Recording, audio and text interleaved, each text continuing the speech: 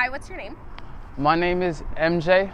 My real name is Midhaga, but I go by MJTV. And how old are you? I am 23, going on 24. And you are currently in Los Angeles, California, homeless, correct? Correct. So can you tell me a little bit about being homeless in Los Angeles? It is quite the ride, to be honest. I came out here about 3 years ago, staying with some roommates, couch to couch, until about a year and a half, 2 years ago, I decided to just start the journey in my car and chase the dream. I'm from Arizona, so I don't really have like family or support here. So just making the most out of it, honestly. So you were how old when you initially moved from Arizona to Los Angeles? About 20, 21. And what made you want to move to Los Angeles?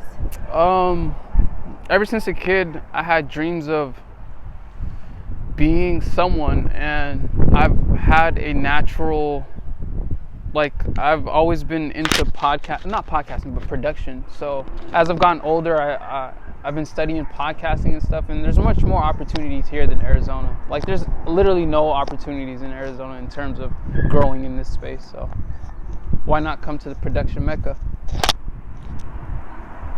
How would you describe your childhood back home in Arizona? Work. Ever since I was 15, 16, I've had a job. I've played varsity sports since my sophomore year of high school. I've had a job since my sophomore year of high school. So I've always had to have like a work ethic, discipline. I'm African, so that's kind of instilled in me at a very young age. Would you say that despite having to work as a young child, that your childhood was good? Yeah, for sure. Definitely a lot of trauma. Unfortunately, my brothers or my siblings deal with, drug abuse. So I was in a position to where I had to grow up early.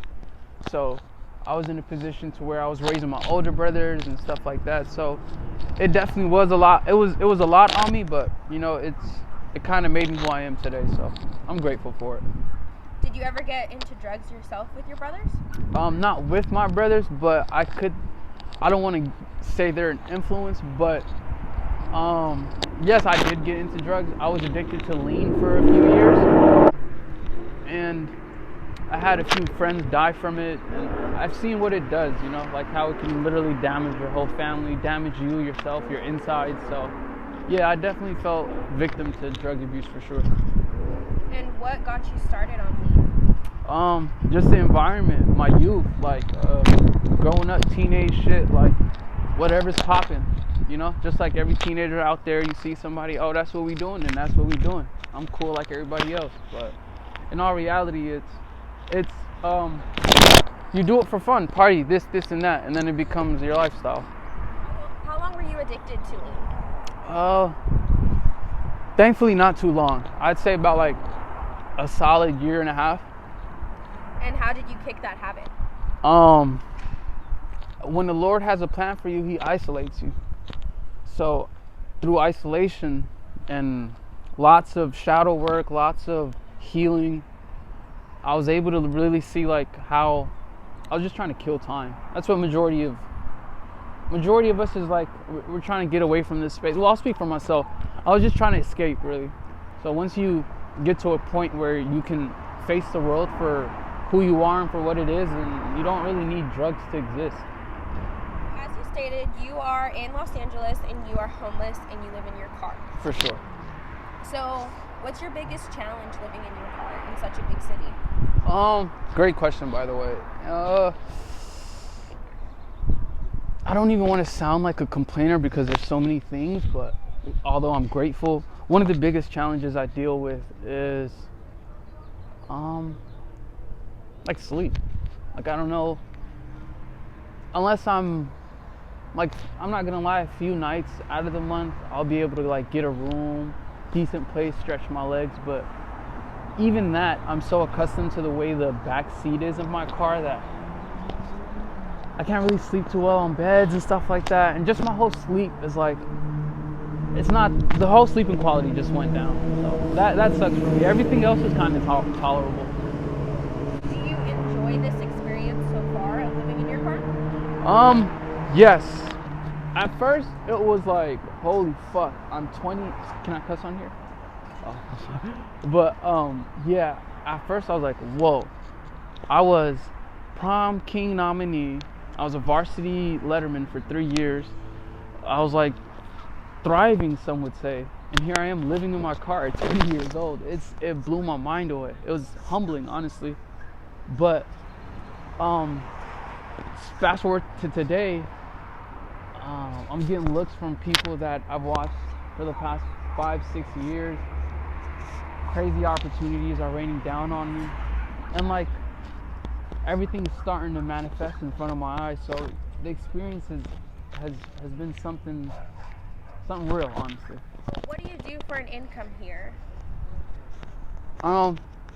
Several things, honestly. So I kind of maneuver between service apps like DoorDash, Instacart, Uber Eats, and then a lot of times I'll do like I'll host like podcast studios. So I'll basically like run a podcast studio. So just from the videos I've done, I've been able to like build connections with people. So they'll allow me to go run a few interviews for people, host a few live streams. So yeah, that's pretty much it. Would you say that you're content with what you're doing now for an income? I wouldn't say content. I would say I am realistic, being that this is not my permanent income. This is the income that's leading to my permanent income. So I'm understandable, but I wouldn't say content. What would you like your income to look like in the next 5 years? Enough to feed my family, not to feed, but enough to change my family's life and my community's life. You mentioned doing podcasts and doing lives. What kind of streaming apps do you do these on? I'm mainly on YouTube, but I did start a TikTok as well. So you do a majority of your live streams on YouTube. And what are your live streams about? It encompasses a plethora of things, ranging from pop culture, urban culture, sports, hip hop, comedy. So what would you say being homeless in Los Angeles has taught you? Just to be grateful, and the opportunities are endless. You know, so many great people that we admire, so many prominent people in society started off in their car, in their tent. So yeah, being homeless it's a journey, but never give up. And what would you say to people wanting to chase their dreams and move to Los Angeles? I'll be like super blunt. A lot of people come here to chase their dreams, but a lot of people come here and this is a place where dreams come to die. So it's not for the weak. And it's not like you have a choice, because homelessness doesn't say, hey, you're weak, you're strong. It doesn't ask you, right? So my whole thing is just try to have a vision for yourself. It doesn't matter if nobody else sees it or understands it. It's not for them. God didn't give it to you. So have your vision and stick to it. If your family or friends are watching this, do you have anything to say to them? I'm on the way.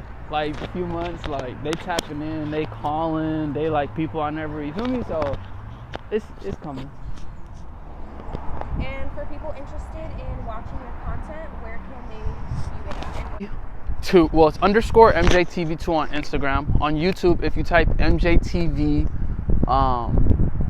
just type MJTV, you'll see me.